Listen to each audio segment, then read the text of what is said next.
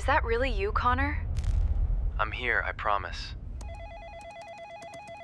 I can't find any trace of you. For 3 years, Helena Cole was in a romantic relationship with a man named Connor Reyes. They shared their lives, their plans, and their secrets, yet the two of them never once met in person. The relationship began in a shared interest group rather than a dating app. They spent 2 months talking strictly as friends before anything romantic developed, creating a foundation of trust that felt earned through time and shared history. Connor's life as a structural engineer on remote offshore platforms provided a logical explanation for his absence. The limited connectivity and demanding schedule of his career accounted for the lack of travel and the infrequent calls. This internally consistent narrative made early doubts difficult to sustain. After months of building a history together, questioning a small detail felt like a personal failure of trust. Over the course of 3 years, they had exactly 6 video calls. Each one was brief and plagued by poor lighting or a failing connection, limitations Helena accepted as the professional cost of his career choice. While physical contact was absent, text-based communication was constant. Their daily lives were woven together through thousands of messages that arrived with rhythmic, dependable frequency. Connor filled these messages with specific details: the names of project sites, technical disputes with colleagues, and mundane daily frustrations. These data points made his world feel tangible and populated.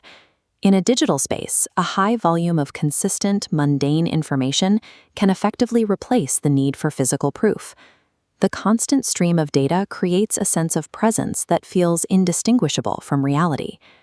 This chart compares Connor's claims to the historical meteorological data for his supposed location.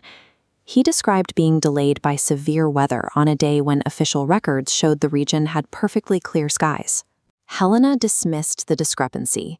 It was easy to file it away as a misremembered detail or a slip of the tongue, the kind of noise that exists in any long-term relationship. 8 months later, a mutual friend mentioned seeing Connor's likeness in another online community. However, he was using a different name and a username Helena didn't recognize. Connor explained it as an old, defunct handle from years ago. The explanation was plausible and specific, making it difficult for Helena to find a reason to push the matter further. This is the mechanism of confirmation bias. When we have a deep emotional investment in a relationship, our instinct is to rationalize away any data that threatens our sense of security. The eventual unraveling was triggered by a coincidence. Helena was helping a coworker learn to use a reverse image search tool to solve a routine work problem. Later that night, driven by idle curiosity rather than suspicion, she decided to test the tool using one of Connor's profile photos from a project site. The search returned a match from a business consulting website. Connor's photo was featured on a corporate Our Team page, attributed to a different name. Helena spent 2 days trying to find an innocent explanation. She considered whether Connor's identity had been stolen, or if the website had simply used a stock photo of him without his knowledge. When a core belief is challenged, the psychological urge to protect the illusion often overrides the desire to find the truth.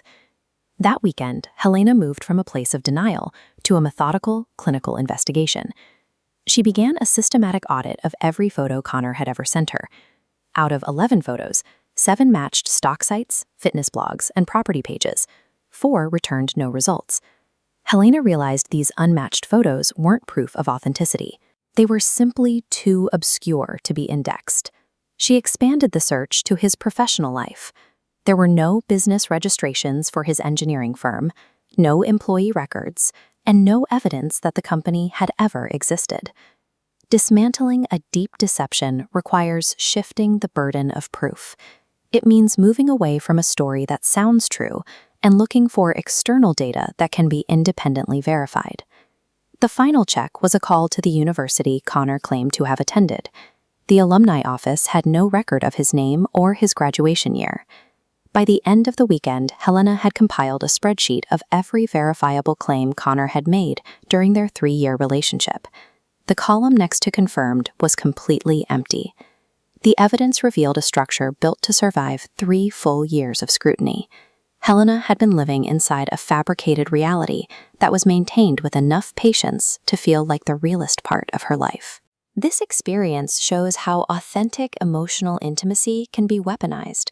When a digital reality is constructed with enough detail, the process of finding the truth becomes a methodical deconstruction of a ghost.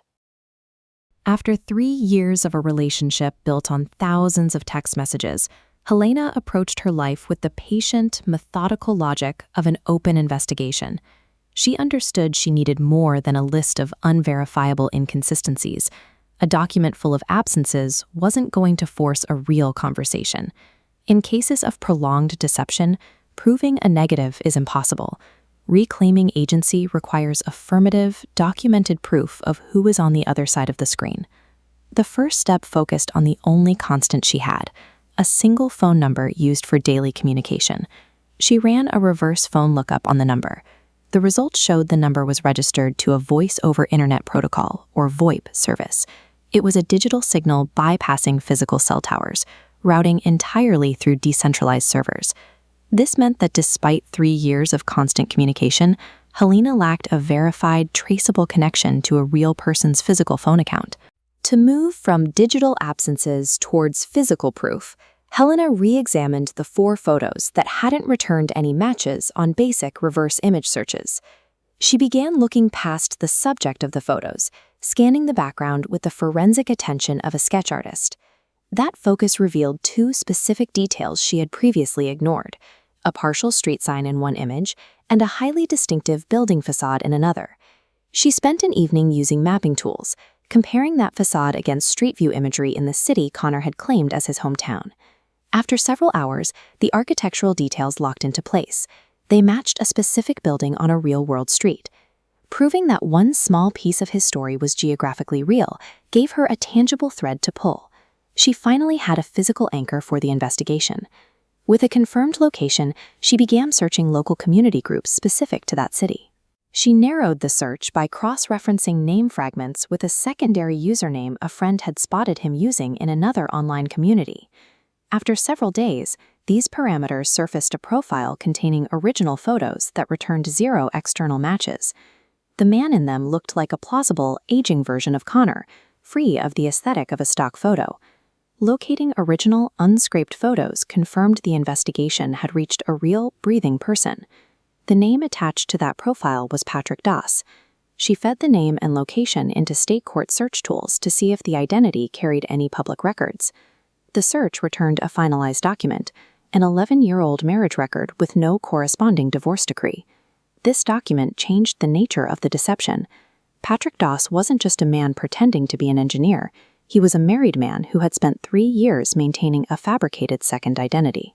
When Helena called the number for the last time, she did so as a woman holding a verified, documented pattern of evidence. She began by asking a simple question about his university, one she already knew was a lie.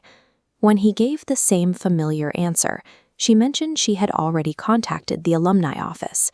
The silence that followed was broken by a series of frantic adjustments to the story.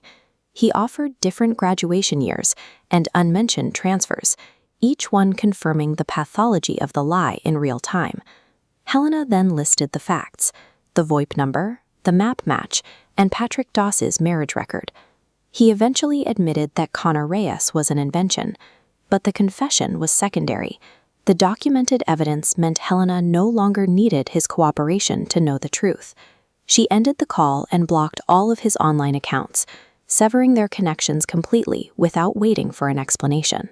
Her final act was writing down the exact open-source intelligence methods she had used and posting them as a resource in the community where they had originally met.